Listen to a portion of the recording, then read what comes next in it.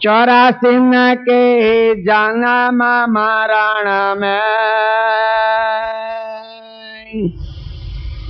युगन युगन वही जाए।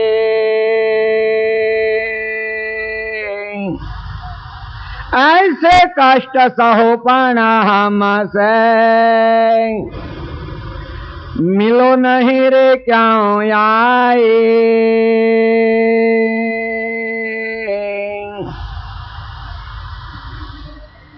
अनंत ब्रह्मांडाधीश सकर्ता सतकैवलना महात सजान जान स्वरूप ने अनंत न्यायो द्वारा प्रत्यक्ष प्रमाण थी प्रतिपादन करावी आपनार परम श्रेष्ठ परम विशेष विश्वना तारणहार सर्वज्ञ दिव्य परम गुरु भगवान करुणा सागर मनुष्य देहधारी चैतन्य अंशों ने संबोधी ने ज्ञान बोध उपदेश करता अलौकिक अमृतमय वाणी द्वारा सक्र चिंतामणि ग्रंथ ने विषय कहा 84 के जन्म मरण में युगन युगन वही जाए। उपस्थित धर्म विलासी सज्जन मल्लानी कथानो आज आपणे 9मो दिवस छे।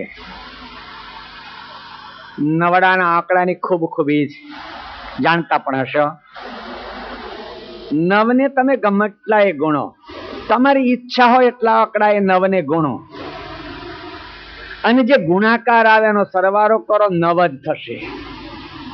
તમારી ઈચ્છા હોય એટલો આંકડા એ ગુણો અને જે ગુણાકાર આવે એનો સરવાળો કરો 9 જ થશે। આ નવડાની ખૂબી છે।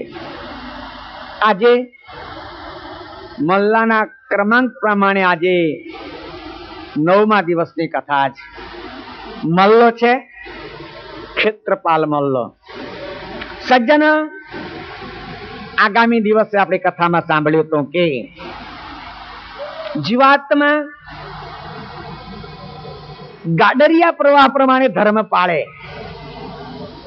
एथी करीने मनुष्य देहे करीने जेनुं स्वकल्याण करवुं जोईए ए करी शकतो नथी।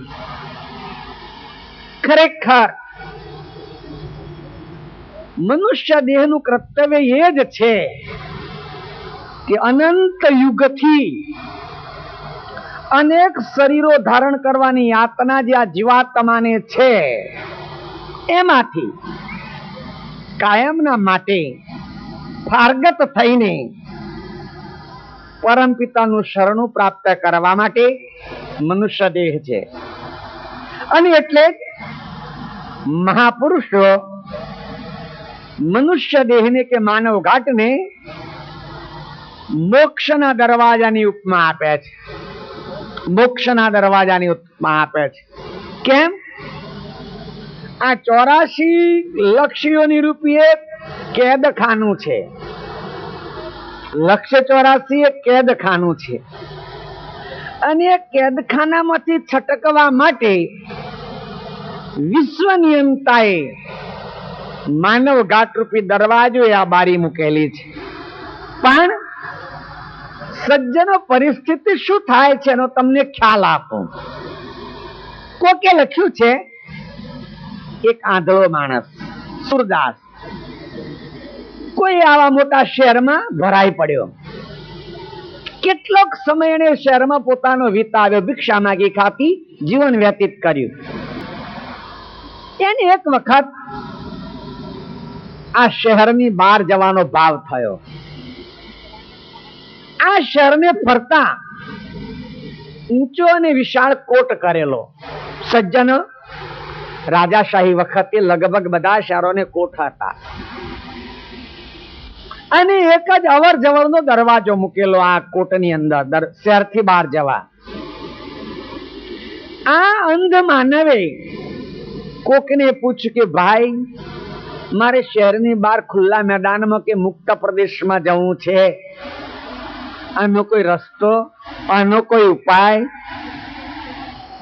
પેલા સજ્જને કહ્યું, ભલા આ શહેરને ફરતા તો કોટ છે, પણ એને નીકળવા માટે એક સુંદર દરવાજો છે. એ દરવાજે રહીને તું બહાર નીકળી જા, ત્યાં મેદાન છે, ખુલ્લો પ્રદેશ છે, અને કોઈ બંધન નહીં લાગે. અંધ માનવ કે છે કે ભાઈ તું મને દરવાજા સુધી મૂકવા આવીશ? તો કે ના, મને સમય નથી. પણ તને આ કોટે હાથ મુકાવું, દિવાલે હાથ મુકાવું, એને અડાડતો અડાડતો ત્યાં દરવાજો આવે એટલું સહેલાઈથી નીકળી શકીશ.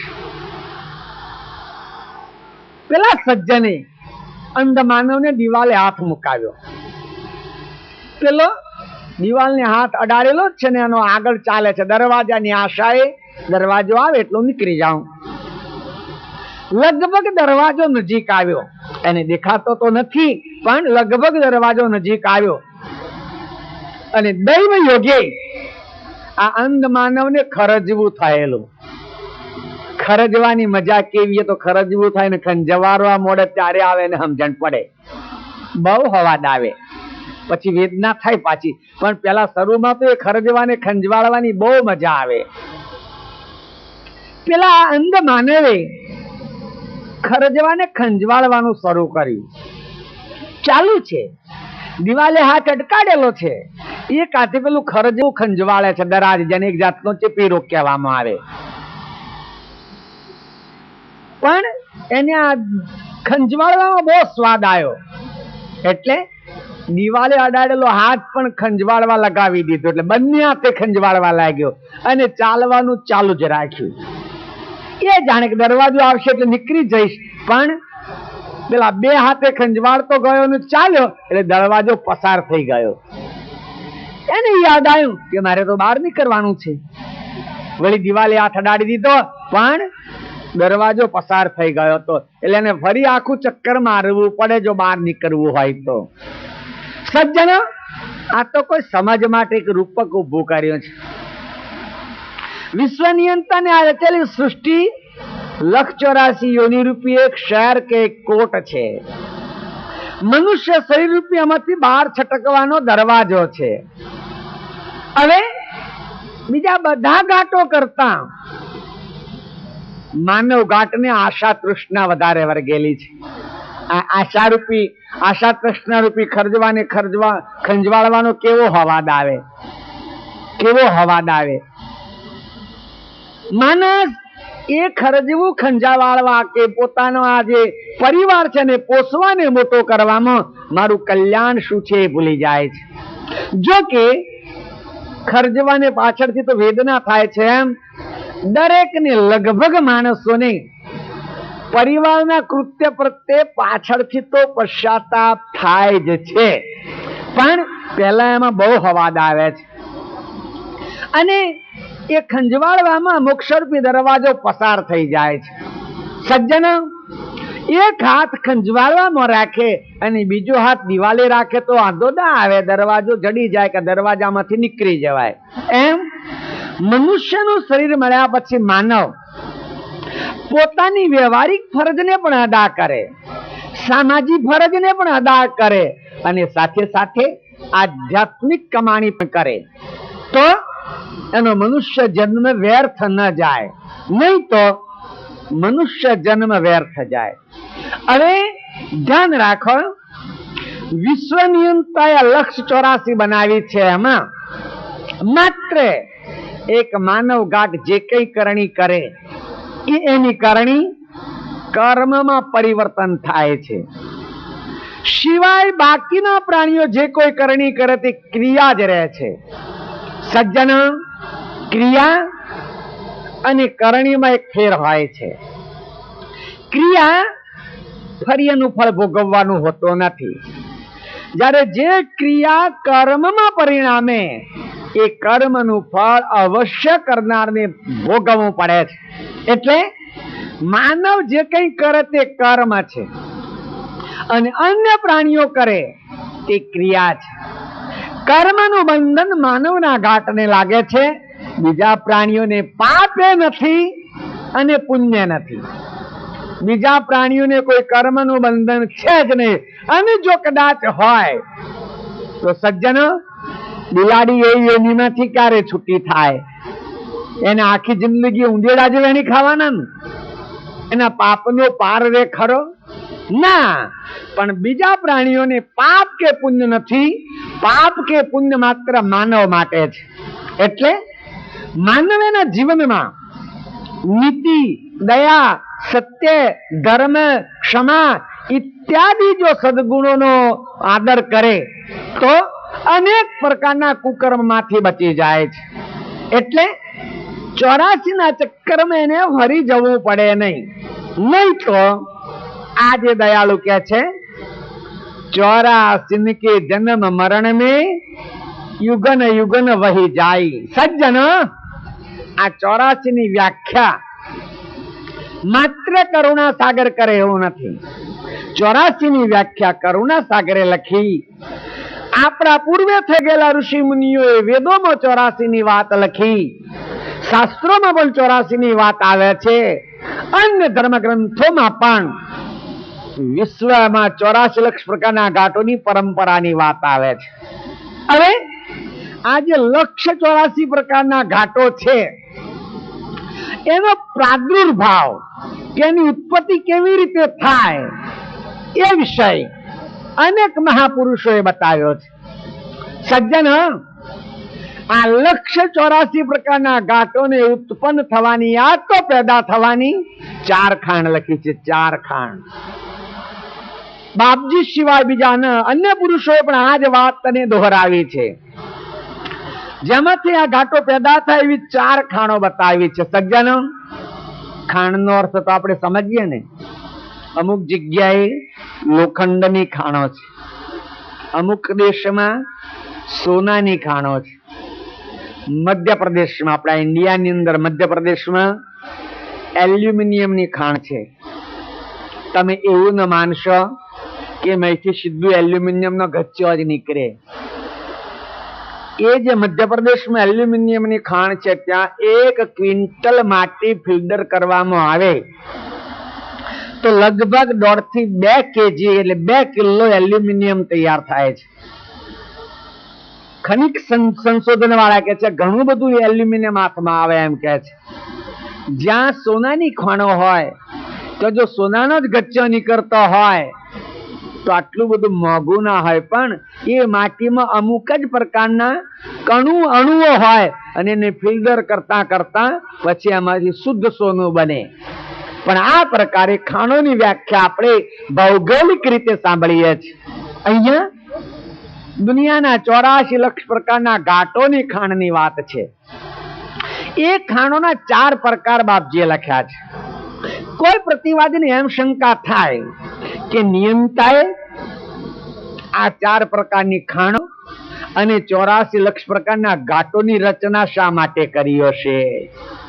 સજ્જન, એનો ટૂંકો જવાબ એટલો જ છે કે મનુષ્ય શરીર ધારણ કર્યા પછી જીવાત્માએ અનેક પ્રકારના કરેલા શુભાશુભ કર્મને ભોગવવા જ માટે 184 યા તો પેલી 4 ખાણોની વ્યવસ્થા કરવામાં આવેલી છે. જેવા કર્મ એવી ખાણ, જેવા કર્મ એવો ઘાટ પેલા જીવને ભોગવવો પડે અને કરેલા કર્મની સજા ભોગવવી પડે. આ 4 ખાણોની આપણે વિગતવાર વ્યાખ્યા કરીએ તો પહેલી જરાયુ ખાણ, બીજી કે છે સ્વેદજ ખાણ, ઇંડજ ખાણ અને ચોથી ઉદ્બીજ ખાણ. કઈ ખાણના કયા ઘાટો એ જરા વિચારીએ. જરાયુ ખાણના ઘાટોમાં આપણી એટલે માનવની ગણતરી આવી જાય છે. જે ઘાટ બુંદ માતાના ગર્ભાશયમાં પ્રાપ્ત થઈને ઘાટ રૂપી પછી બનીને બહાર ઘાટ તૈયાર આવે, એ ઘાટ માણસનો હોય કે બીજી કોઈ પણ યોનિનો હોય, પણ એને જરાયુ ખાણનો ઘાટ કહેવામાં આવે. તમને એની એક સાધારણ ઓળખ આપું કે જે ઘાટને આકૃતિ વાળો કાન હોય, આકૃતિ વાળો કાન હોય એ જરાયુ ખાણનો ઘાટ સમજવો. અને સજ્જનો, જે ગાંઠને આકૃતિ વાળો કાન હોય એના બચ્ચાને ધાવવા માટે માદાને થાન હોય, એટલે સ્તનપાન કરે, ધાવે. પછી ગાંઠ માણસનો હોય કે પશુનો હોય કે પક્ષીનો હોય. તમને એમ શંકા જાય કે પક્ષીમાં પણ કોઈ એવા ગાંઠ હશે કે જેને કાન હોય અને વળી સ્તનપાન કરે? તો કે હા, પક્ષીઓમાં પણ કાન વાળા પક્ષી છે અને સ્તનપાન પણ કરે છે. એ પક્ષી ઈંડા ન મૂકે, સીધું જ બચ્ચાનો જન્મ આપે. સજ્જન, તમે ઘણી વખત જોતા પણ હશો, પેલી ઝાડે ઊંધી ટીંગરાઈ દે ને શું કે છે? વનહત કે વાગોલ એવું કે એનું નામ છે. ઝાડે ઊંધી ટીંગરાઈ દે, એ પકડેવી જ ઊંધી લટકેલી હોય. એ પક્ષી ઈંડા ન મૂકે, સીધા બચ્ચાનો જન્મ આપે અને એને કાન પણ હોય અને એ પક્ષીનો બચ્ચો એની માને પૈપાન કરે ને સ્તનપાન કરે. કહેવાની મતલબ કે જેને કાન હોય અને એની માને સ્તનપાન કરે એ જરાયુ ખાણનો ગાંઠ કહેવાય. પ્રાણી હોય, પક્ષી હોય કે માનવ હોય. હવે જરાયુ પછી ઈંડજ ખાણની વાત કરીએ આપણે. જે માદા ઈંડા મૂકે, ઈંડાને ગરમી આપે અને સમય જતા ઈંડાનો નાશ થઈને મયથી બચ્ચું બહાર આવે. એ બચ્ચાને પૈપાન કરવાની વ્યવસ્થા ન હોય, પણ ઈંડજ ખાણનું બચ્ચું એની માતાની મદદથી ચારો ચરવા લાગે અને પછી સ્વતંત્ર રીતે ચણચણવા લાગે. એને ઈંડજ ખાણના ગાંઠો કહેવાય.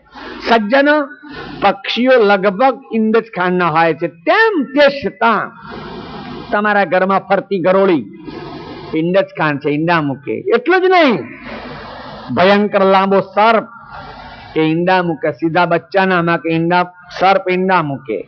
એટલે ઈંડામાંથી જેના બચ્ચો તૈયાર થાય એ ઈંડજ ખાણના ગાંઠો ગણાય. ત્રીજો, સ્વેદજ ખાણ. સ્વેદજ ખાણના ગાંઠોની ઉત્પત્તિ કેવી રીતે? ત્યારે સજ્જનો, સ્વેદજનો અર્થ જ પરસેવો થાય છે. સ્વેદજનો અર્થ પરસેવો થાય છે. જે પરસેવામાંથી કે પૃથ્વીની ગરમીમાંથી ગાંઠ પેદા થાય એને સ્વેદજ ખાણના ગાંઠો કહેવાય. આ ગાંઠનું આયુષ 29 દિવસથી વધારે ન હોય. દાખલો આપું, હવે તો જમાનો સુધરી ગયો, સ્વચ્છતા આવી, બહુ ચોખ્ખાઈ આવી, એટલે શક્ય નથી. નહીં તો પહેલાના જમાનામાં ઘણાના કપડોમાં ને માથામાં જુઓ પડતી હતી. ઘણી બહેનોના માથામાં જુઓ પડે અને વળી માથામાં પેલા વાર હોય ને એમાં તો મોતી પરોયો હોય એવી લાઈનો થાય. શોની? પેલી લીખો પડે એની, મોતી પરોયો હોય એવી. એટલે નવરો થાય તો એકબીજાને હુડેલ કરીને આ કાઢે કે સાફ કરે.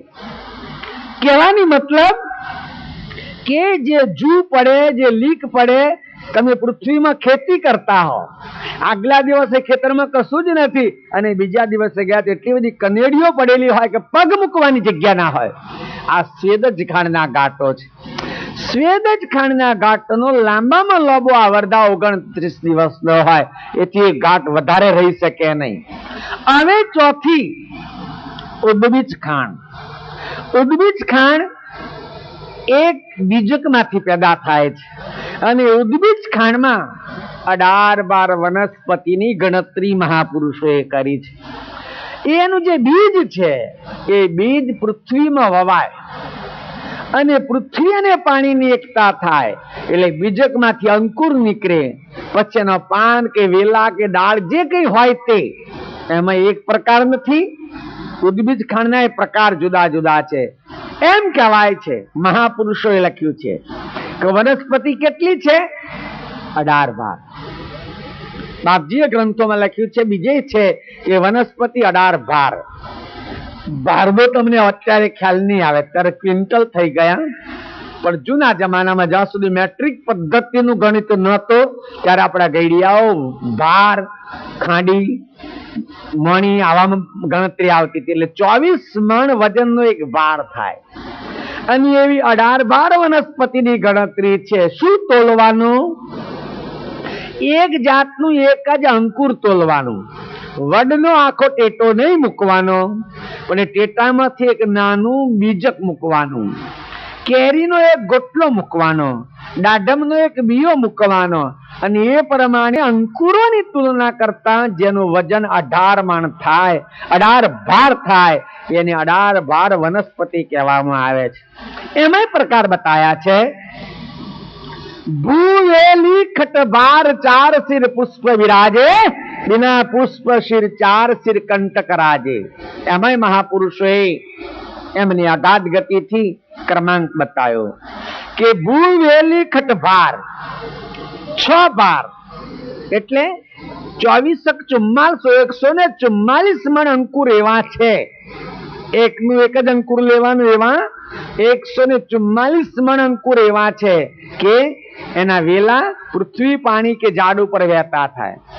ભૂવેલી ખટભાર 4 શિર પુષ્પ વિરાજે. 4 ભાર એટલે 96 મણ અંકુર એવા છે કે એને પુષ્પ લાગે. બિના પુષ્પ શિર 4. વળી બીજા 96 મણ અંકુર એવા છે કે આમાંથી જે કઈ વનસ્પતિ થાય એને કે છે પુષ્પ ન લાગે. તમને એમ થાય કે પુષ્પ વગરની કોઈ વનસ્પતિ હશે? હા, નમૂનો બતાવું. બધી તો કોઈને જડે એમ નથી, પણ નમૂનો બતાવું. તમે ગુલ્લર જોયું છે? ગુલ્લર ના, ગુલ્લર તો સંસ્કૃત શબ્દ છે, પણ આપણી ભાષામાં કહે તો ઉમરડો જોયો છે? ઉમરડો. એ ઉમરડાને ફળ લીંબર લાગે, એને ફૂલ આવે નહીં. કઠર જોયું છે? કઠર, ફણસ આ બજારમાં વેચાય છે ને, એ ક્યાં લાગે? ડાળે લાગે? ના, થડે લાગે. એટલે કહેવાની મતલબ કે 96 મણ અંકુર એવા છે કે જે વગર પુષ્પે ફળ લાગે. વિના પુષ્પ શિર 4 શિર કંટક રાજે. અને બીજા 96 મણ અંકુર એવા છે કે એમાંથી વેલો થાય, છોડ થાય, ઝાડ થાય, પણ એને કાંટા હોય. કોઈના થડે કાંટા, કોઈને પાને કાંટા, કોઈના ડાળે કાંટા, કોઈને સર્વાંગે કાંટા, પણ એને કાંટા હોય.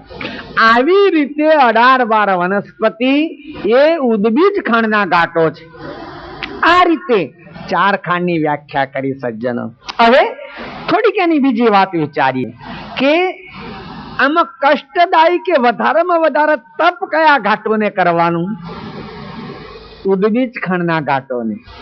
કારણ એ ઘાટો સ્થિર રહે છે, સ્થળાંતર કરી શકતા નથી, એટલે તો એને સ્થાવર જાતિ કહેવામાં આવે છે. સ્થાવર જાતિ તપ કરે, તડકો વેઠે, ઠંડી વેઠે, અતિવૃષ્ટિ, અનાવૃષ્ટિ, લોકો નીચે ગમે તેનો ઉપયોગ કરે, ડાળ તોડી જાય, પાન તોડી જાય, છાંડા ઉતારી જાય, ગમે તે કરે, કોઈની ફરિયાદ કરે?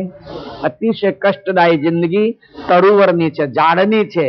કહેવાની મતલબ કે આ પ્રકારે 4 ખાંડ અને દરેક ખાંડના જુદા જુદા ઘાટોની રચના નિયંતા એટલા માટે કરી છે કે મનુષ્યના શરીરમાં રહેલા જીવાત્માએ જેવા જે કઈ કર્મ કર્યા હોય એવી ખાંડમાં એને જવું પડે, અને એ કરેલા કર્મની કસોટી એને ત્યાં સહન કરવી પડે. છેલ્લે મનુષ્ય કે જરાયુ ખાંડમાં આવે અને એમ કરતા કરતા એનો પાપ બધા જ ભોગવાઈ જાય, ત્યારે એને મનુષ્યનો ઘાટ મળે. ફરી પાછો નિયંતા એ જીવાત્માને માનવનો ઘાટ આપે છે. પણ એટલું તો વિચારો કે જીવ 84 માં ગયા પછી કેટલા જન્મે, કેટલા સમયે પાછો મનુષ્યના ઘાટમાં આવી શકતો હશે? કોઈ ઘાટમાં મહિનો, 2 મહિના, વર્ષ, 2 વર્ષ, 25 વર્ષ, 50 વર્ષ, કોઈ એવા મોટા ઝાડમાં કે રાયણ જેવામાં જતો રહેતો, 1000 વર્ષ સુધી આ રાયણનું આયુષ્ય રહેતું હોય છે. એટલે કહેવાની મતલબ કે 84 નું ચક્કર પૂરું કરતા કરતા યુગન યુગન વહી જાય.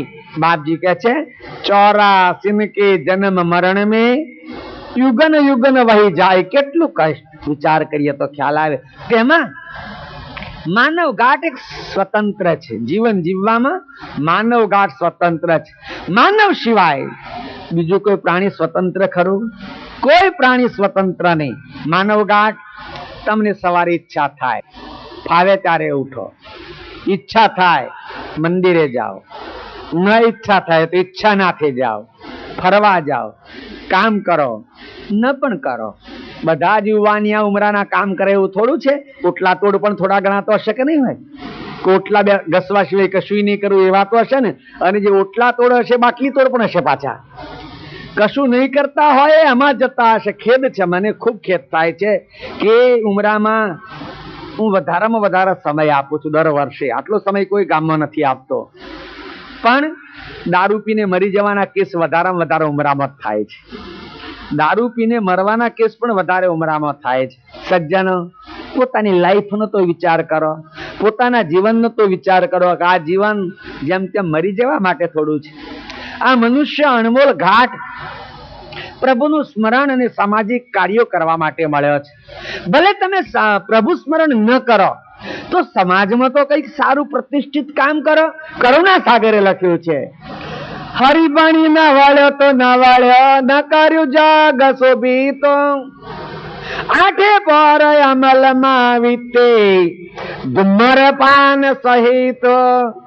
દયાળુ કે છે, ખરી ભણી ન વળ્યો તો ન વળ્યો, ન કર્યું જગ શોભિતું, એટલે આ જગતમાં કઈ સારું કામ પણ ન કર્યું. વાપી કૂપ તડાક ન સમર્યા, ધર્મ તણી ધર્મશાળા, તે કોઈ પરોપકારી કામ, કોઈ જીવોને કામમાં ઉપયોગમાં આવે એવું કામ કશું જ ન કર્યું. ધર્મશાળા ના બંધાયા તો જૂના જમાનાની ચોપાઈ છે. કોઈ વાવ નહીં, કોઈ તળાવ નહીં, કોઈ પરબ નહીં, બસ આઠે પર એમ જ વિતાવ્યો. વ્યસનમાં જિંદગી પૂરી કરી દીધી. સજ્જનો, માનવ જિંદગી એટલા માટે નથી મળી. તમને ઠીક લાગે તો ધર્મમાં જીવો, નહીં તો સામાજિક તો કઈ સારું કામ કરો. મનુષ્યને સાજે એવું તો કઈક સારું કામ કરો. એટલે દયાળુ કે છે કે 84 ના જન્મ મરણમાં યુગો યુગ વીતી જશે. આપણે બીજા જીવોની પરિસ્થિતિ જોઈને ત્રાસી જઈએ છીએ, ત્રાસી જઈએ છીએ.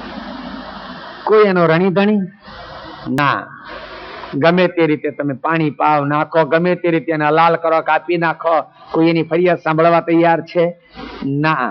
બિલકુલ પરાધીનતા છે. સ્વતંત્ર જીવન જીવવામાં જો કોઈ ગાંઠ હોય તો માત્ર માનવનો ગાંઠ સ્વતંત્ર છે.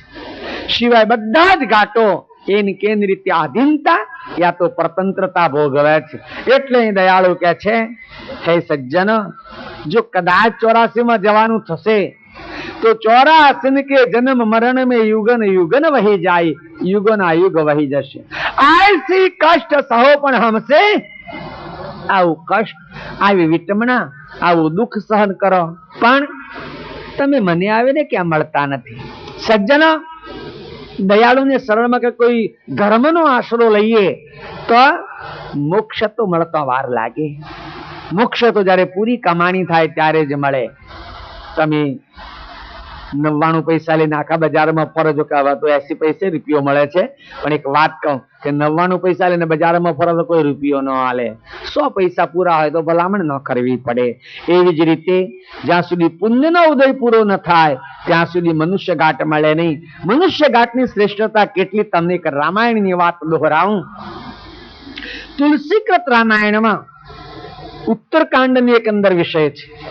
તુલસીકૃત રામાયણના ઉત્તરકાંડમાં એક વિષય છે. એક દિવસ શ્રી રામ અને લક્ષ્મણ કઈ એકાંતમાં બેઠા હશે. સહેજા સહેજ લક્ષ્મણે શ્રીરામને પૂછ્યું, પ્રભુ, જીવનું કલ્યાણ કેવી રીતે થાય? આ પ્રશ્ન લક્ષ્મણજીએ શ્રીરામને કર્યો. ત્રીજું કોઈ નથી, ત્યાં બંને બેઠેલા છે. શ્રીરામને ખૂબ આનંદ થયો કે આજે બહુ કલ્યાણનો પ્રશ્ન મને પૂછ્યો. ધીમા રહીને કે છે, લક્ષ્મણ, આ વિશ્વની અંદર અનંત ઘાટો છે, પણ જીવાત્માનું પૂરેપૂરું ભાગ્ય ઉદય થાય, એના સદભાગ્યનો ઉદય થાય ત્યારે એ જીવને માનવનો ઘાટ મળે. માનવ ઘાટ મળવો એક ભાગ્યની વાત છે. શ્રી રામ લક્ષ્મણજીને કહે છે, લક્ષ્મણ, માનવનો ઘાટ તો મળ્યો એટલે કલ્યાણ પતી ગયું એવું ન માની લેશ ભઈલા. માનવનો ઘાટ મળ્યા પછી એ જીવને ધર્મમાં પ્રીતિ કે ધર્મની ઝંખના જાગે તો એને ભાગ્યશાળી સમજવું. સજ્જનો, માનવ ઘાટ તો મળ્યો, પણ ધર્મની ભાવના ન જાગે, ધર્મ ક્રિયાને ન આચરે તો પ્રાણીઓ કરતા માનવનો ઘાટ ખરાબ. કેમ? પ્રાણીઓને તો મેં તમને આગળ કહ્યું કે કર્મ બંધન લાગતું નથી, અને માણસના જીવને કર્મ બંધન લાગે છે. એટલે જો એને ધર્મ પ્રત્યે ભાવના ન જાગે તો કે છે બરાબર નથી. શ્રી રામ લક્ષ્મણજીને કહે છે કે લક્ષ્મણ, મનુષ્યનો ઘાટ મળ્યા પછી એને ધર્મ ભાવના જાગવી એના અહો ભાગ્યની વાત છે. લક્ષ્મણ, ધર્મ ભાવના કદાચ જાગે તો પછી એને કોઈ ચૈતન્યદર્શી મહાપુરુષ મળવા એના ભાગ્યની વાત છે. સામાન્ય ધર્મ ભાવના તો જાગે, પણ સજ્જનો, ધર્મના બે પ્રકાર છે, જળદર્શી અને ચૈતનદર્શી. એવા ધર્મના બે પ્રકાર છે. તમને સમજ પાડું. જળદર્શી ધર્મ ભાવના કઈ કહેવાય? નદીમાં ધર્મ ભાવનાથી સ્નાન કરવું, મંદિરમાં ધર્મ ભાવનાથી દર્શન કરવા જવું, ધર્મ ભાવનાથી કોઈ વ્રત કરવું, ધર્મ ભાવનાથી યાત્રા કરવા જવી, અને ધર્મ ભાવના કહેવાય. પણ આ જળદર્શી ધર્મ ભાવના છે. ધર્મ જ છે પણ જળદર્શી છે. અને જળદર્શી કેમ કહેવાય એની સમજ પાડું કે તમે જેની સાથે તમારી ધર્મની ભાવનાને સંતોષો છો એ વસ્તુ જડ છે, ચેતન નથી. માનો તમે નદીમાં સ્નાન કરવા ગયા, ઘણા બધા માણસોનો સમુદાય નાહવા આવ્યો હોય, તમારી ચંપલ બહુ સારી હોય અને કોકનું દિલ લાગ્યું, નાવાનું પડ્યું મેલીને તમારી ચંપલ પહેરીને હેડવા માંડ્યો, માં સરિતા યા તો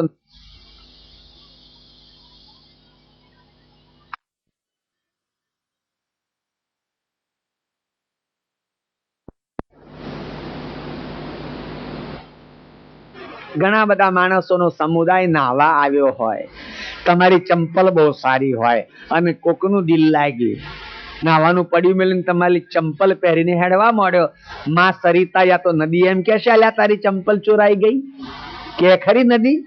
ના, એ તમને કહી નહીં શકે કે તારી ચંપલ ચોરાઈ જાય. એ જ રીતે તમે માનો અહીંથી ચાલીને કે ગમે ત્યાં સારસા, ડાકોર કે બીજા કોઈ પણ તીર્થમાં ગયા, પગથિયોમાં ચંપલ કાઢીને મારા જેવા પૂજારીએ બોર્ડ મારેલું, બૂટ ચંપલ અહીં ઉતારો. હવે તો લોકો બહુ ડાયા થઈ ગયા છે. હા, હારી ચંપલ હોય ને તો પછી કપડા કે થેલીમાં બેઠીને બગલમાં ગાળીને તમેવ માતા જ પિતા ત્વમેવ, કોણ? પેલા રણછોડજી કે બગલ વાળી ચંપલ બગલમાં છે એટલે ચિંતા જ નહીં, કોઈ લઈ જવાની બીક જ નહીં.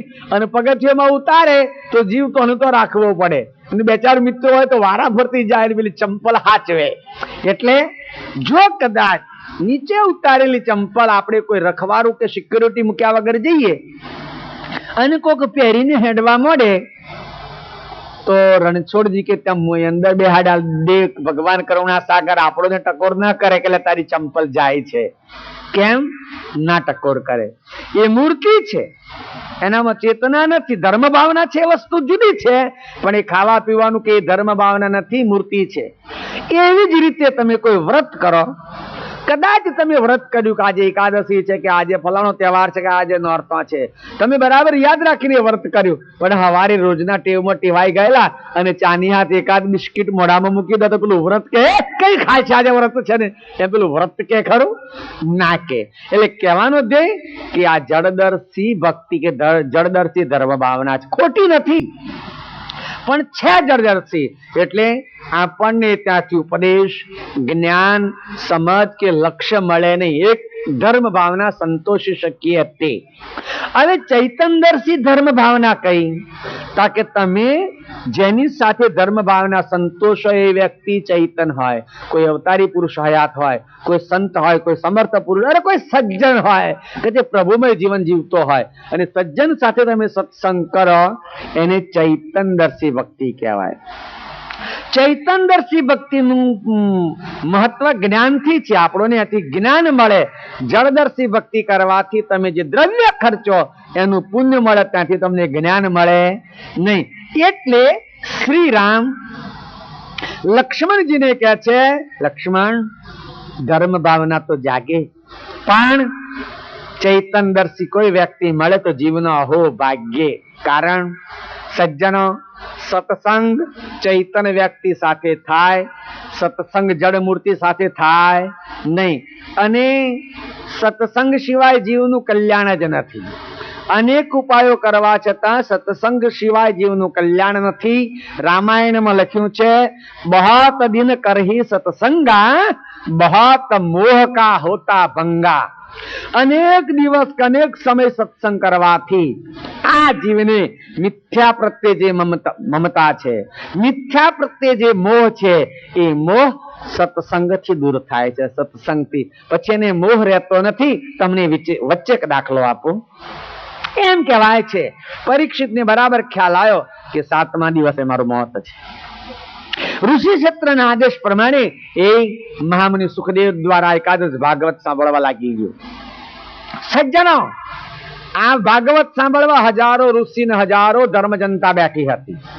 પણ એ ઋષિઓ અને જનતા ભાગવત સાંભળવા બેઠી હતી, કથામાં બેઠા હતા. માત્ર કથા પરીક્ષિતના હૃદયમાં બેઠી હતી. બધા કથામાં બેઠા હતા, પણ કથા ક્યાં બેઠી હતી? પરીક્ષિતના હૃદયમાં કથા બેઠી હતી. કેટલાક દિવસ વ્યતીત થયા પછી એક દિવસ આ મહામુનિ સુખદેવે પરીક્ષિતને પ્રશ્ન કર્યો, રાજન, લગભગ 5 દિવસ કથાના વીતી ગયા, તને કંઈક અભાવ થાય છે? માઇક પ્રવૃત્તિ, ધન પરિવાર, રાજસત્તા, એના પર કંઈક અભાવ થાય છે? રાજા કહે છે, પ્રભુ, તમારી કથા હું સાંભળતો ધરાતો નથી, તૃપ્ત થતો નથી. મને તમારી કથા એટલી પ્રિય લાગે છે કે સાંભળ કરું, વળી ઉઠવાનું મન થતું નથી. તેમ છતાં આજે 5 દિવસ સુધી કથા સાંભળી તો પણ મને સમયે સમયે વચ્ચે રાજ યાદ આવે છે, રાજાનું તખત યાદ આવે છે, મારી રાજની સીમા યાદ આવે છે, મારા રાજનો વૈભવ યાદ આવે છે. સજ્જનો, પરીક્ષિત ધીમા રહીને કહે છે, મુનિ, આ બધું યાદ આવવા છતાં મનને મનાવીને કથામાં બેસાડી એટલા માટે રાખું છું કે 7મા દિવસે મારું મોત છે, એમાંથી મારે સફળ રીતે પાર ઉતરી જવું છે, એટલે હું મનને મનાવીને કથામાં બેસાડી રાખું છું, નહીં તો મને બધું યાદ આવ્યા કરે છે. મહામુનિ સુખદેવ કહે છે, રાજન, હવે હું તને એક દાખલો સંભળાવું. સુખદેવ મુનિ પરીક્ષિતને એક દાખલો સંભળાવે છે કે રાજન, તારા જેવો એક રાજા હતો. સમયે શિકારે નીકળ્યો હોય, કોઈ ઘોર જંગલમાં દૂર દૂર ઘણે ગયો, પણ શિકાર કઈ મળ્યો નહીં. એને શિકાર મળે કે ન મળે, સૂર્યનારાયણ તો એનો સમય થાય એટલે એની ક્ષિતિમાં એ સનસેટ કરી જ જાય. સૂર્યાસ્ત થવા આવ્યો, જંગલ છે, ઘોર જંગલ, ને જંગલમાં અનેક હિંસક પ્રાણીઓ છે. પેલો રાજા કોઈ વિશ્રામની જગ્યા ખોરે છે. આમ તેમ તપાસ કરતા એક નાની સુંદર મઢુલી જોવામાં આવી. એનામાં નજીક ગયો.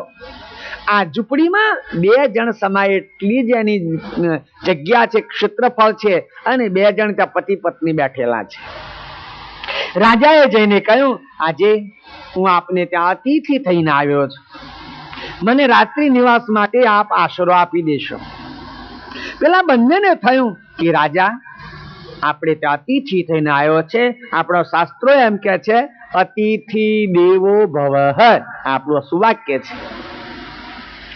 પેલા બંને વિચાર્યું કે રાજાને આપણે અત્યારે રાત્રિ આશરો તો જરૂર આપવો પડે, વિશાળ જંગલ છે, કોઈ પ્રાણી રાજાને મારી નાખે તો હજારોનો પાલક છે.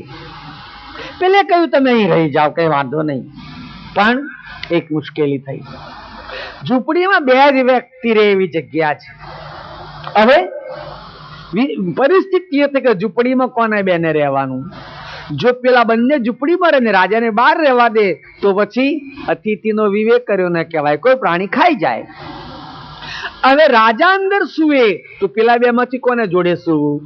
નીતિ ભ્રષ્ટ વાત કહેવાય ને. કદાચ પુરુષ બહાર રહે અને સ્ત્રીને અંદર જવા દે તો અનીતિ કહેવાય. કદાચ સ્ત્રીને બહાર રાખે અને પુરુષમય જાય તો સ્ત્રીની રક્ષા પુરુષને કરવાની છે. જો પત્ની પતિવ્રતા હોય અને આ માથે કોઈ આપત્તિ આવી પડે તો પુરુષ જીવતો હોય ત્યાં સુધી આપત્તિ આવવા દેતો નહીં, કે છે જાર પુરુષ.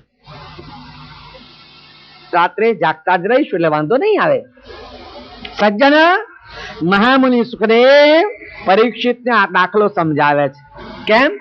પરીક્ષિતની 5 દિવસની કથા પછી પણ એને માયિક પ્રવૃત્તિમાંથી વૃત્તિ પાછી નથી વળતી એટલા માટે.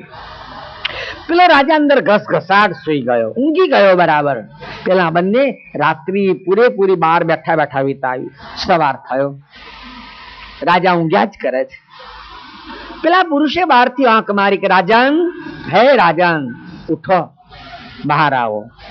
હવે દિવસ થયો, આપ આપને રસ્તે જાઓ, અમે અમારો ધંધો શરૂ કરીએ. ત્યારે સજ્જનો, આ ઝૂંપડી અને ઝૂંપડીમાં રહેનાર ચંડાળ હતો. ચંડાળ ધંધો પેલા તો ચાલો, હવે તો જ્ઞાતિભેદ નીકળી ગયો. પેલા તો એ લોકોનો ધંધો જે મળના ડુબલા ઉપાડવો એમનો ધંધો હતો. એ કહે છે અમે અમારો ધંધો શરૂ કરીએ, રોજી રોટી કમાવા જઈએ, તમે ઝૂંપડીમાંથી બહાર નીકળો. રાજા કહે છે આ ઝૂંપડી હું કદી નહીં છોડું, આ કબજો કદી નહીં છોડું કે છે, ઝૂંપડીનો કબજો હું કદી નહીં છોડું કે છે. પેલા બે કે છે રાજન, તમે રાજ તખતમાં રહેવા વાળા છો ને આ તો ચંડાળની ઝૂંપડી છે. મેં તમે આજુબાજુ જુઓ તો નરો મળને મળ ઉપાડવાના ડોલકા પડેલા છે, અને તમે કહો છો કે હું ઝૂંપડીનો કબજો નહીં છોડું. મહામુનિ સુખદેવ રાજનને કહે છે પરીક્ષિત, આ રાજાને કેવો ગણવો આપણે? પરીક્ષિત કહે છે મૂર્ખ, એનું રાજ તખત રાજ વૈભવ છોડીને એક ચંડાળની ઝૂંપડીમાં એને પ્રીતિ થઈ કે કબજો નહીં છોડું. મહામુનિ સુખદેવ કહે છે રાજન તું મૂર્ખ. એ રાજા નહીં, તું મૂર્ખ. કેમ પ્રભુ? મેં તને 5 દિવસથી આધ્યાત્મ જ્ઞાનથી ભરપૂર સુંદર ભાગવત સંભળાવ્યું, હજુ તું એમ કેમ છે કે મને આ દેહ ઉપરથી અભાવ જાગતો નથી? તો આ તારો દેહ ખરેખર એની વ્યાખ્યા તો વિચાર કે મળમૂત્રથી ભરેલી એક ભંગીની ઝૂંપડી છે. સજ્જનો, આ દેહની શું વ્યાખ્યા થાય બીજી? આજે આપણી પાસે કાયા છે એની શું વ્યાખ્યા? પરમાત્માએ ચામડું લપેટી દીધું, ચર્મ વરંધમ એટલે એબ ઢંકાઈ ગઈ, નહીં તો ચામડા નીચે હાડકં, માંસ, લોહી, મળ, મૂત્ર, નરી દુર્ગંધ. આ શરીર એક દુર્ગંધનો કોથળો છે. આ શરીર એક મળમૂત્રથી ભરેલો ચામડાનો કોથળો છે. ચર્મ વરંધમ એટલે આબ ઢંકાઈ ગઈ, નહીં તો અંદર કોઈ વસ્તુ સારી નથી. ભઈલાઓ, આપણા શરીરમાં જે દ્વાર છે એ દ્વારોથી જે 9 દ્વાર દેખીતા છે એ દ્વારોથી જે નીકળે કોઈ સુગંધિત વસ્તુ હોય છે? નાકે લીટ નીકળે તો ગંધાય, કાનનો મેલ ગંધાય, આંખના પીયા ગંધાય, પેશાબ ગંધાય, મૂત્ર ગંધાય, મળ ગંધાય. નરી ગંધ હશે તારે ગંધ નીકળતી હશે ને. એટલે આ ઝૂંપડી એક ભંગીની ઝૂંપડી છે, મળમૂત્રથી ભરેલી છે. પરીક્ષિતને સુખદેવ મુનિ કહે છે રાજન, આવું તને હું અલૌકિક જ્ઞાન સંભળાવું, પરમાત્માની ધામની પ્રાપ્તિની વાતો કરું, ત્યાંના દિવ્ય તખતની વાતો કરું, તો એ તને એના પ્રત્યે પ્રીતિ જાગતી નથી, અને આ મળમૂત્ર ભરેલી ઝૂંપડીમાં તને અભાવ થતો નથી, માટે તો મૂર્ખ છે. સજ્જનો, તરત જ પરીક્ષિતને ખ્યાલ આવ્યો, કરે રે આ શરીરમાં શું બળ્યું છે? શરીર એક માંસના લોચાથી ભરેલું છે. શરીર, માનવનું શરીર આમ તો અણમોલ છે, પણ માનવના શરીરની અંત્ય વ્યાખ્યા તો એ કરીએ કે શરીર કાગડા, ગીધડા અને પક્ષીઓનો શું શિકારી પ્રાણીઓનો આહાર છે. હજુ માનવ શરીરનો કોઈ ઉપયોગ લીધો હોય એવું કહેવાતું નથી. કોકે લખ્યું છે પશુ કા પનિયા બને, નર કા કછું ન હોય, પણ નર જો કરણી કરે તો નર કા નારાયણ હોય. ઢોરના ચામડાના તો પગરખાં બને, પણ મનુષ્યનું ચામડું હજુ કશાકમાં ઉપયોગ લીધું એવું સંભળાયું નથી. તરત જ પરીક્ષિતની મનોકામના પાછી વળી ગઈ. એવી સુરતા કથામાં લાગી કે એ કથા સિદ્ધિ અને અંતરપટમાં પ્રવેશ કરે. જેવું વચન મહામુનિ સુખદેવના મુખથી નીકળે એવું એના હૃદયમાં ચોંટી જાય, અને એમ કરતા કરતા કથાના લગભગ 6 દિવસ પૂરા થયા. મહામુનિ સુખદેવને થયું કે હવે રાજાની પરિસ્થિતિ તો વિચારો, આ તો યોગી હતા. એમણે પોતાની યોગ શક્તિથી હસ્તિનાપુરમાં આગ લાગી હોય, જાણે આખું હસ્તિનાપુર ભડકે બળતું હોય એવું દ્રશ્ય ખરું કર્યું. કોણે? મહામુનિ સુખદેવે. એકની નજર પડી, અલ્યા શહેરમાં આગ લાગે છે. બીજાની નજર પડી, અલ્યા હસ્તિનાપુર ભડકે બળે છે. સજ્જનો, આ તો વર્ષો પહેલાની વાત છે, 5000 વર્ષ પહેલાની વાત છે, પણ આજે હસ્તિનાપુર તો ભડકે જ બળે છે.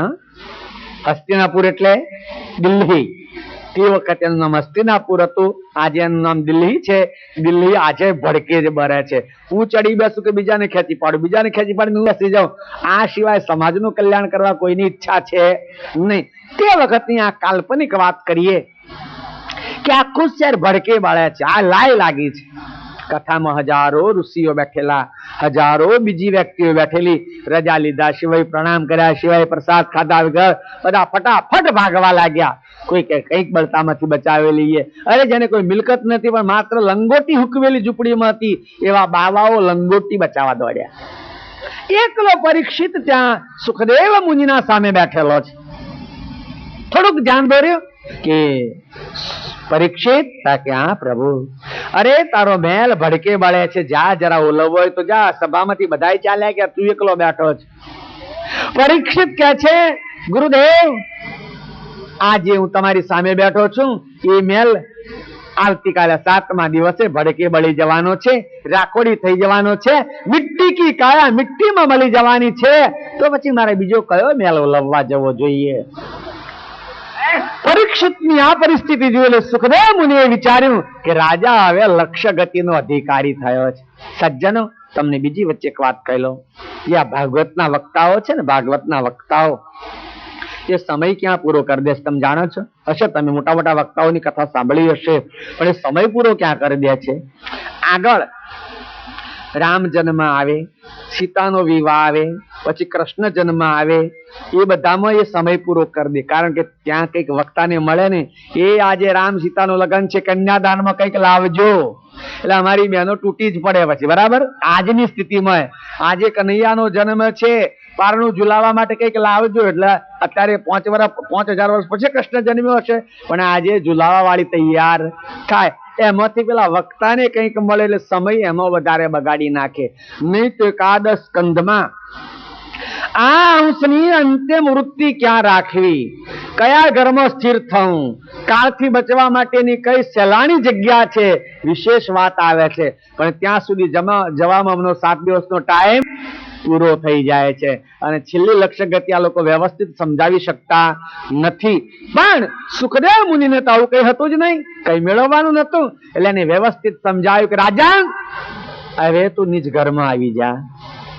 તું જ્યાં સુધી અહીં બેઠો છો ત્યાં સુધી તસ્કત નહીં આવે. એનું નિમિત્ત સાપદંશથી હતું ને, નહીં આવે. પણ તું સાપનો દંશ મારતા પહેલા, તને સાપ કરડતા પહેલા તું તારા ઘરમાં ચાલ્યો જા. ઘરમાં ચાલ્યો જા એટલે ત્યાં રાજમહેલમાં નહીં, ઘરમાં ચાલ્યો જા એટલે તારા ચૈતનમાં તારી સુરતા લગાવી દે.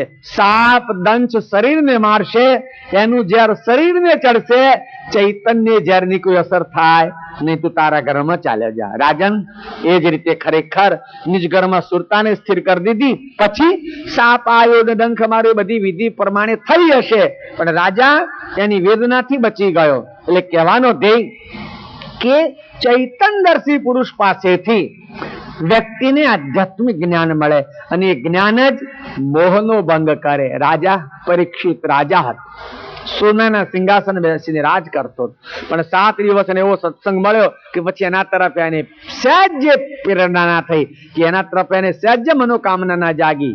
એટલે કહેવાની મતલબ કે સત્સંગ જીવના મોહને દૂર કરે છે. બહોત દિન કરહી સત્સંગા, બહોત મોહ કા હોતા ભંગા. એટલે ચૈતનદર્શી પુરુષ સિવાય સત્સંગ શક્ય નથી. માટે શ્રી રામ લક્ષ્મણને કહે છે કે લક્ષ્મણ, ધર્મમાં પ્રીતિ જાગે તો ઠીક વાત છે, પણ ચૈતનદર્શી પુરુષો મળે એ જીવનો અહોભાગ્ય છે. ચૈતનદર્શી પુરુષો મળે પણ કદાચ એને સત્સંગની ભાવના ન જાગે તો પછી કંભાગી કહેવાય ને. મળવા છતાં દર્શન સત્સંગનો સમય ના મળે તો એ જીવ કંભાગી કહેવાય. ઘણા લોકો કહે છે હવે તો મને છે ને મંદિરમાં જવાનો રસ નથી રહ્યો, હવે તો મને કઈ કોઈની કથા સાંભળવાની ભાવના જાગતી નથી. જોઈ લીધા બધા કેવા છે.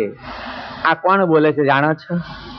જો મંદિરમાં જવાની ભાવના ન થતી હોય, કથા સાંભળવા માટેની પ્રેરણા ન જાગતી હોય, આપણને બીજાનો ચોંધો દેખાતો હોય, તો આની પાછળ એક જ પરિબળ કામ કરે છે, એનું પાપ આડું ફરી વળે છે, એટલે મંદિરમાં જવા દેતું નથી. એ વ્યક્તિનું પાપ રખવાડું કરે કે બેટા મંદિરમાં ના જઈશ, તું તારી રીતે જીવ, એટલે મારું સામ્રાજ્ય તારા શરીરમાં જામે. એ રીતે એને એ મનોવૃત્તિમાંથી પાછા વળે. માટે શ્રી રામ લક્ષ્મણને કહે છે કે જો પૂર્ણ વૈગશાળી હોય તો સમાગમનો સમય મળે એને. હવે નિત્ય સમાગમ કર્યા પછી સજ્જનો, જ્યારે એ સમાગમ કે સત્સંગ છે એનું વિત જુદું હોય છે. એનું વિત શું વિત?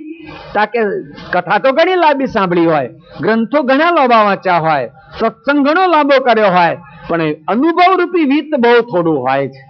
અનુભવ રૂપી વિત થોડું હોય અને છેલ્લે વ્યક્તિને અંતકાળે અનુભવ આગળ આવે. તારવેલો કે છેવટનો સાર અનુભવ યાદ આવે અને અનુભવ એને બચાવે. એટલે કે છે જ્યારે પેલા સાધકને એનો અનુભવ એને આવે ત્યારે એના અંતરમાં અજવાળું થાય. સજ્જનો, આ વિષય રામાયણના ઉત્તરકાંડનો હું તમને કહું છું.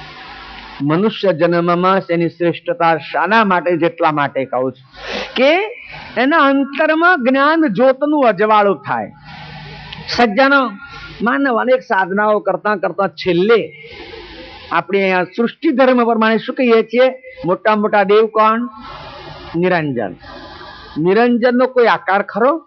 શું કહીએ? પાછા જોડે જ બોલીએ, નિરંજન નિરાકાર. શું કહીએ છીએ? નિરંજન નિરાકાર. હવે નિરંજન નું ચિહ્ન કે એનું પ્રતીક શું? નિરંજન નું પ્રતીક શું? જ્યાં જ્યાં જે મંદિરોમાં નિરંજન ની માન્યતા હોય તો એનું પ્રતીક શું? જ્યોત. જ્યાં જ્યાં નિરંજનોની પૂજા થતી હોય તેનું પ્રતીક જ્યોત. જે દીવો છે ને એ જ્યોત એનું પ્રતીક છે. એ દીવો છે એ જ નિરંજન છે એમ નથી કહેતો. એમ તો અહીંયા મૂર્તિ છે જ કરુણાસાગર એમ થોડા કહેવાના છીએ, પણ એક પ્રતીક છે. એમ પેલી જ્યોત એનું એક પ્રતીક છે. એ ખરેખર સાધક જયારે સાધનામાં આગળ જાય અને છેલ્લી ભૂમિકામાં પહોંચે ત્યારે બ્રહ્મરુદ્રમાં એ જ્યોતનો એને અનુભવ થાય. એ જ્યોતનું અજવાળું થાય. હવે સજ્જનો, એ જ્યોતના અજવાળાથી ફાયદો શું થાય હું તમને બતાવું. ભલે ને તમે હવે આરસીસી ના બંગલા બધીને રહો છો. હું જયારે ઉમરામાં પહેલવેલો કથા કરવા આવતો, 30 વર્ષની વાત છે, આખા ઉમરામાં કોઈનું આરસીસી નું મકાન મને જોવા મળતું ન. પેવન મંદિર પણ નાર્યો વાળું જ હતું. ભગવાન કરુણાસાગર નું મંદિર ઉપર શું હતું? ઉપર નાળ્યો હતી. પાછલા મકાન પર નાળ્યો હતી ને ભગવાનના ઉપર નાળ્યો જ હતી. ગામમાં બધા નાળ્યો વાળા મકાન હતો. લોકોનો પુરુષાર્થ ફર્યો, રઘુરામની કૃપા ફરી, જેની જે મનોકામના હોય તે. પણ હવે આખા ઉમરામાં કોઈ જગ્યાએ ખાલી જગ્યા રહી નથી. બંગલા બંગલા બંગલા બંગલા થઈ ગયા. બરાબર? માનો ભલે તમારા બંગલા થયા, છતાં મકાનની અંદર પીપળાની પાછળ, ગોદડાની પાછળ, કબાટની પાછળ ઉંદરો રહેતા હશે. મંદિરમાં છે એટલે કહું છું, અમારા ભગવાનની મૂર્તિની પ્રક્રમા ઉંદેડો કર જ કરે છે. મંદિરમાં મૂર્તિઓની પાછળ ઉંદેડા 24 કલાક ફર જ કરે છે. એટલે ઉંદર હશે. વિચારો હવે, ઘરમાં ઉંદર ભલે હોય, ઉંદર ઘરનો માલિક જાગતો હોય, ઘરમાં અજવાળું હોય, ઘણી સજાગ હોય તો ઉંદર સંતાઈ રહે. ઘરનો માલિક સુઈ જાય, નિંદ્રાધીન બને, હવે લાઈટ બંધ કરે, અંધારું થાય એટલે ઉંદર નું રાજ આવે, તોફાન કરે ને. અંધારામાં ઉંદર તોફાન કરે. કેટલું તોફાન કરે જાણો છો? ઘણી જગ્યાએ તો કતો ઊંઘેલા માણસના પગ કોચી ખાય. જોયું છે કે ઊંઘેલા માણસના પગ કોચી ખાય. હવારામાં પગ પલાડે ને ચચરા તારે ખબર કે ઉંદરો કઈ ગયો તો સુધી એને ખબર પડે ને. એટલો એ સાવધાન રહીને બચકો ભરતો હશે ઉંદર. એના દાંત બહુ તીક્ષ્ણ હોય. હવે આ એટલા માટે આ દાખલો લીધો કે અજવાળામાં ઉંદર તોફાન ન કરે. અજવાળું હોય તો ઉંદર છુપાઈ જાય અને અંધારામાં ઉંદરનું તોફાન થાય. જ્યાં સુધી માણસને આત્મજ્ઞાનની જ્યોતનું અજવાળું નહીં મળે ત્યાં સુધી એ મોટો સિદ્ધ કહેવાતો હોય કે મોટો સંત કહેવાતો કે 1.5 મણ ફૂલો રોજ એને ચડતો હોય, પણ મય ઉંદેડા આગા પાછા થવાના જ. એના હૃદયમાં ઉંદેડા આગા પાછા થવાના જ. કામ, ક્રોધ, લોભ, દમ, કપટ, છળ, પ્રપંચ, ઈર્ષા. હવે તો બધા મહાપુરુષોમાં ઈર્ષા રૂપી ઉંદેડા મોટા થઈ ગયા છે. એ વધારે જોર કરે છે. કેમ? કે ધર્મનો સંગ છે, પણ અંદરમાં આત્મજ્ઞાનની જ્યોત સળગી નથી, એટલે અજવાળું નથી થયું. એટલે ઉંદર અંદર આ કામાદિક ઉંદરો જોર કરે છે. પણ જયારે સાધકને આગલી બધી વાતો જે કરી ઉત્તરકાંડની, એ પ્રમાણે ક્રમે ક્રમે ચૈતન્ય પુરુષનો સત્સંગ મળે, આત્મદર્શી જ્ઞાન મળે અને એમાંથી અનુભવનો અજવાળો થાય અને આત્મજ્ઞાનની જ્યોત પ્રકાશ થાય, તો પછી કામાદિક ઉંદરો એને બહુ સતાવે નહીં. કેમ? અજવાળું છે એટલે કામાદિક ઉંદરોનો ત્યાં ગજ નહીં વાગે.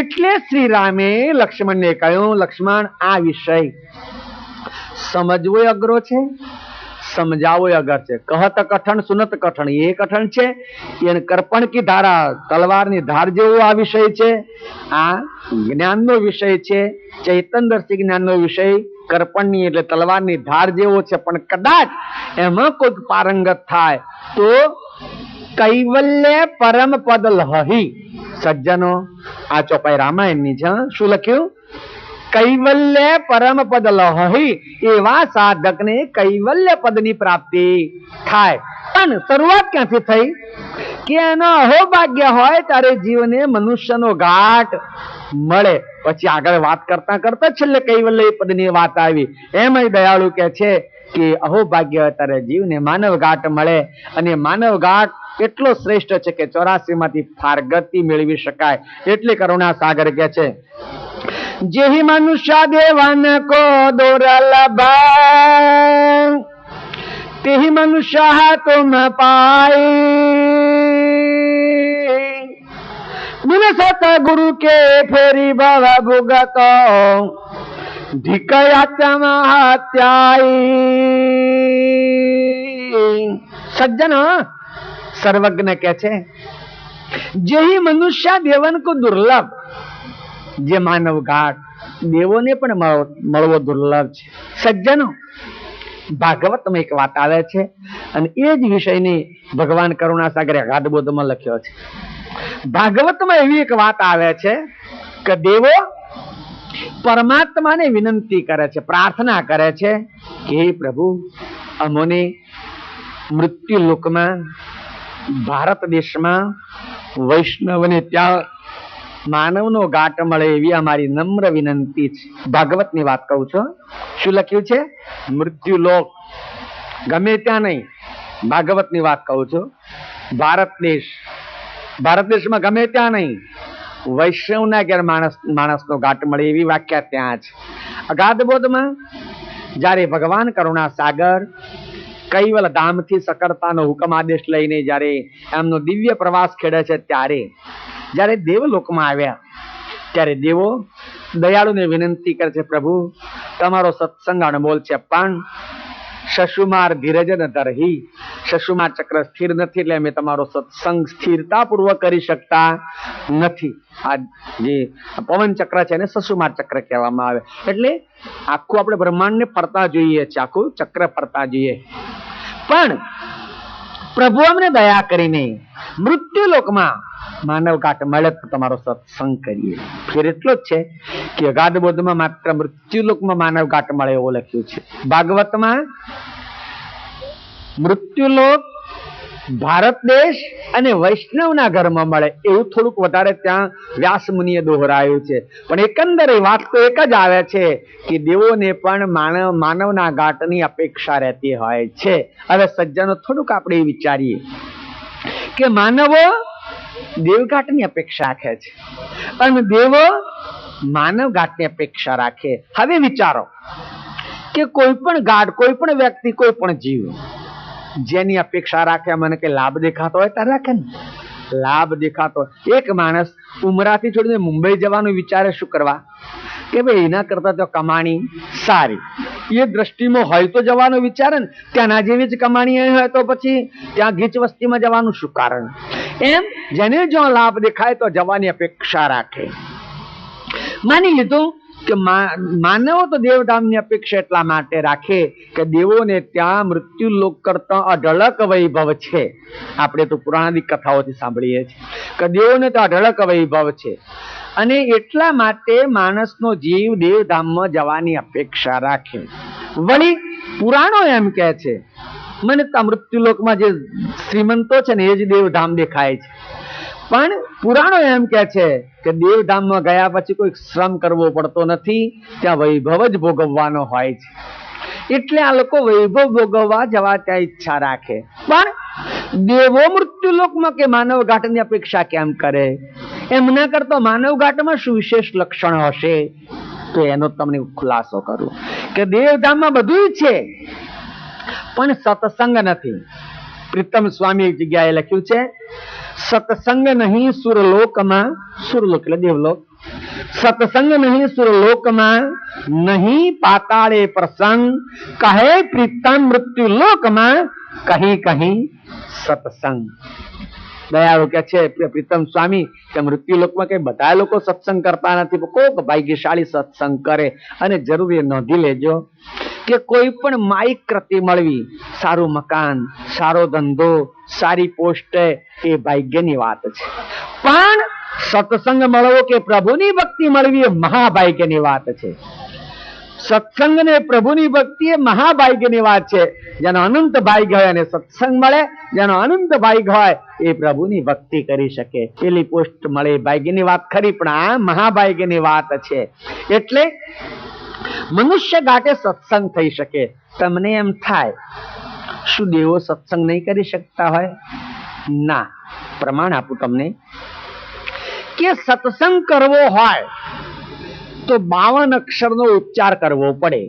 સ્વર વ્યંજન મળીને જે 52 અક્ષરો છે ને આપણી વ્યાકરણની દ્રષ્ટિએ, એ 52 અક્ષરનો ઉચ્ચાર થાય તો સત્સંગ થાય. હવે 52 અક્ષરનો વ્યવહાર તમારે કરવો છે તો સ્થૂલ દેહ જોઈએ કે ના જોઈએ? સ્થૂલ આકૃતિ વાળો સ્થૂલ દેહ, અને એમાં પાછું મુખ, મુખમાં તાલુ, દંત, મૂર્ધાની જીભ્યા બધા અવયવ હોય ત્યારે તમે 52 અક્ષરના વર્ણાશ્રને ઉચ્ચારી શકો. ઓઠ ના હોય તો અમુક અક્ષર ના બોલાય, તાલુ ના હોય તો અમુક ના બોલાય, કદાચ દોંત ના હોય તો અમુક ના બોલાય, પણ મૂર્ધાની, દંતાની, તાલાની આ જે એના ક્રમ છે એ પ્રમાણે આપણે ઉચ્ચાર કરી શકીએ. હવે સ્થૂલ ના હોય એ શબ્દ ઉચ્ચાર કરી શકે નહીં. તમને એક પ્રમાણ આપું, અત્યારે શક્ય નથી, પેલા એ વાતો સાંભળતા હતા આપણે કે કોઈની વાસના રહી જાય ને, માત્ર માણસ ત્યાં તમે સાંભળ્યું કોઈ જગ્યાએ ઘોડું મરી ગયું ને ભૂત થયું, ગધેડું મરી ગયું ને ભૂત થયું, ગાય મરી ગઈ ને વંતરી થયું, સાંભળ્યું? ના, પણ એક વાત તો સાંભળતા હશો, ફલાણ ડોહરી મરી ગઈ ને કે ચુડેલ થઈ, ફલાણો ડોહો મરી ગયો ને ભૂત થયો. આવું તો આપણે પહેલાના જમાનામાં સાંભળતા હતા. વાત સાચી જૂઠી તો ભગવાન જાણે, પણ આ સાંભળતા હતા આપણે. માનો કોઈ જીવની અસરગતિ થઈને આવો પ્રેત યોનિમાં ગયો, કોઈ કારણસર એનું મૃત્યુ થયું હોય તો પ્રેત યોનિમાં ગયો, અને એની કોઈ વાસના રહી ગઈ એ ખાવા પીવાની, હવે સીધે સીધું માગી શકે? ના, એની એ વાસના સંતોષવી તો શું કરે? બીજાને વળગે. પેલું પ્રેત બીજાને વળગે અને ધૂણાવીને કે છે કે આ ખાવું કે તે ખાવું એમ માગે. હવે કદાચ એ પ્રેત બીજાને ધૂણાવીને લાડવા માગે તો પેલો ભૂવો લાડવા કયા મૂકે? રાખોડીના. રાખોડીના મૂકે ને. કોઈ ગામમાં કામ કરતો હોય તો પૂછી જોજો કે ભાઈ લાડવા શો ના મિલવાના, એમ પૂછી જોજો તમે. એટલે કે છે કે લાડવા રાખોડીના માગે. બાપજીએ એક જગ્યા ઉલ્લેખ કર્યો છે, રાખોડીના લાડવામાં કશો સ્વાદ ખરો? ના, સ્વાદ નથી, પણ તે મુખ માગત અધમ યોનિ તેહી માટે. સ્વાદ નથી પણ મોઢે માગીને રાખોડીના લાડવા મુકાવે. હવે તો સજ્જનો જાગૃતિનો સમય આવ્યો. દરેક લોકો